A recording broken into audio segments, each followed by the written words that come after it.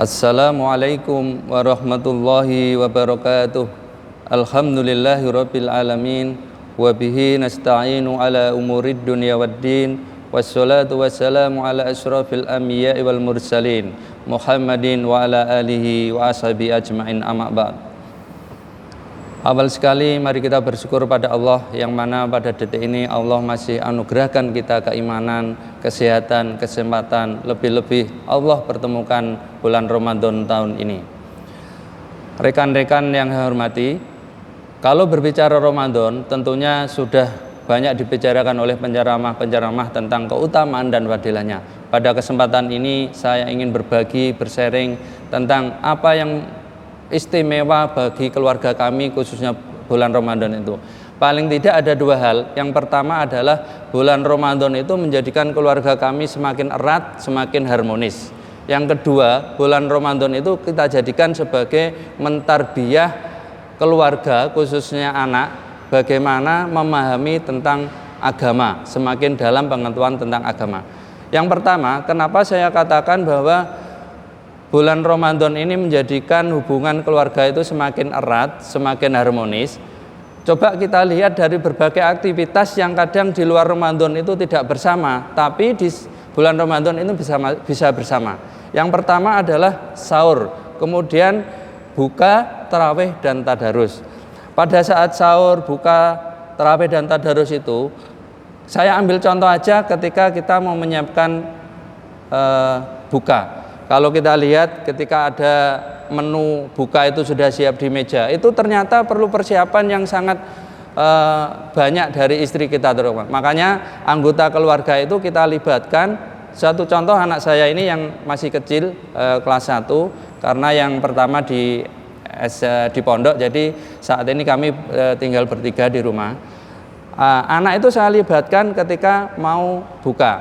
Saat contoh misalnya saya minta tolong untuk menyiapkan piring, kemudian sendok atau yang lainnya untuk dibawa ke meja makan.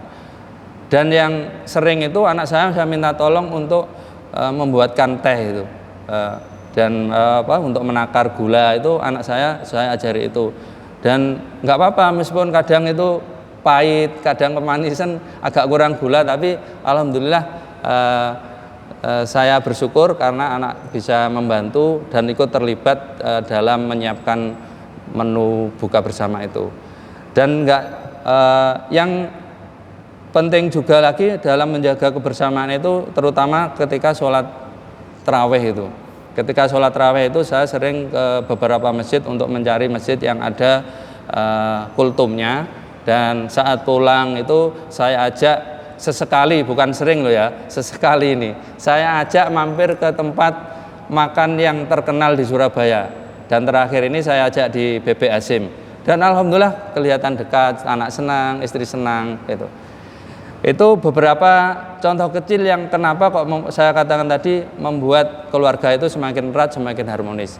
Yang kedua, manfaat bulan Ramadan bagi kami keluarga adalah sebagai sarana untuk mentarbiyah, memberikan pendidikan pada anak saya yang ada di rumah ini, bagaimana kita semakin banyak ilmu agama. Karena kalau kita semakin paham terhadap ilmu agama, aktivitas berat pun itu akan menjadi lebih ringan. Dan kenapa saya katakan anak? Karena anak ini ketika diberi materi atau pengetahuan apa itu akan terekam. Makanya saya teringat liriknya lagu Bimbo. Kenapa kok dia mengambil lirik itu ada kata-kata anak? Karena pendidikan yang paling dini itu akan terekam kepada anak itu sampai dewasa. Salah satunya saya teringat lagu Bimbo itu, yaitu liriknya kurang lebih demikian. Ada anak bertanya pada bapaknya, untuk apa berlapar puasa. Ada anak bertanya pada bapaknya, untuk apa tadarus dan tarawih. Kemudian dijelaskan di lagu tersebut, dijawab juga dalam lagu tersebut, intinya itu adalah untuk semakin rendah diri. Kalau baca Al-Quran itu kita akan semakin paham terhadap ayat Al-Quran itu. Kemudian sholat malam itu kita akan semakin dekat dengan Allah. Pada yang kedua inilah ada pengalaman yang menarik pada anak saya ketika saya ajak sholat maghrib. di masjid dekat rumah itu, meskipun dekat, saya biasanya bawa sepeda motor. Setelah maghrib kita parkir. Setelah maghrib itu ada pembagian nasi bungkus. Biasanya nasi bungkus, karena di masjid itu pembagian takjil di awal, kemudian nasinya setelah sholat. Setelah sholat, saya sama anak itu pulang, kemudian di pintu keluar itu panitia masjid itu membagikan nasi kotak. Biasanya nasi bungkus. Dan sebelumnya saya biasakan, nak, nanti kalau ada nasi kotak nggak usah diambil ya, kasihkan aja biar untuk orang lain mungkin yang ada yang musafir, ada yang belum dapat ya. Biasanya nasi bungkus itu anak saya mau dengan rela dia, oh ya nggak apa-apa Pak. Tapi pas kebetulan ini ternyata yang dikasihkan nasi kotak ada plastiknya, itu ada bungkusnya. Anak saya itu, nak nggak usah nak. Oh nggak apa-apa Pak, pengen aku. Ya pengen gitu. Karena kok beda dengan biasanya, ada bungkusnya. Kemudian setelah itu saya ambil sepeda motor, saya bonceng anak saya. Karena mau menuju rumah saya itu berlawanan arah, maka saya berhenti. Saat berhenti itulah ada sopir ada sopir ojek online. Waktu itu saya lihat kalau nggak salah pakai seragam Grab kalau nggak Gojek. Pokoknya ada sopir online itu, ojek online itu. Dia bertanya ketika saya berhenti itu, Pak, nasinya nggak ada Pak, gitu. Saat itulah anak saya bilang, nak tolong nasinya kasihkan Bapak yang mungkin dia belum makan. Alhamdulillah anak saya itu menyerahkan kepada Bapak itulah. Saat itulah saya bersyukur, dan saat itulah momen saya untuk mendidik pada anak saya.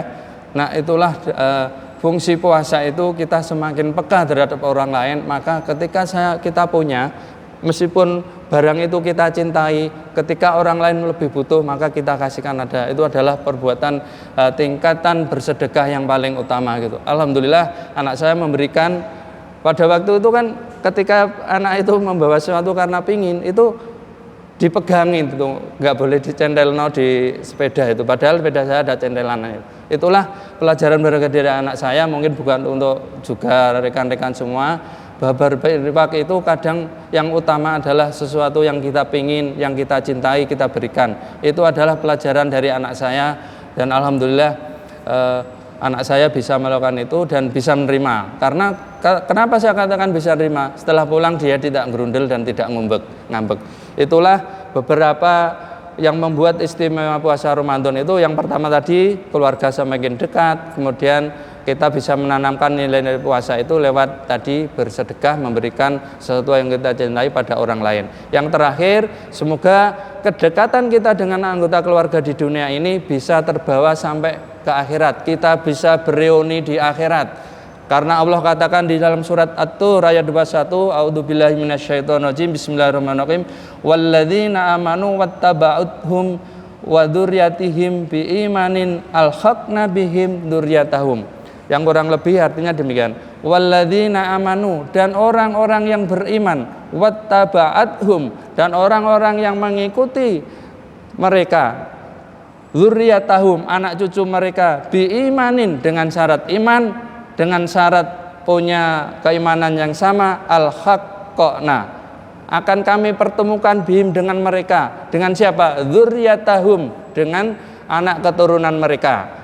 Yang dimasukkan di sini adalah, kalau kita baca di tafsir, itu adalah dengan akan dipertemukan di surga. Al-haqqnahum, akan dipertemukan di surga. Itu aja. Sekali lagi, semoga kedekatan kita dengan anggota keluarga bisa menumbuhkan kita untuk semakin berbagi dengan apa yang kita cintai, yang akhirnya Allah akan pertemukan kita di surga nanti. Demikian, mohon maaf bila ada yang kurang berkenan. Wassalamualaikum warahmatullahi wabarakatuh.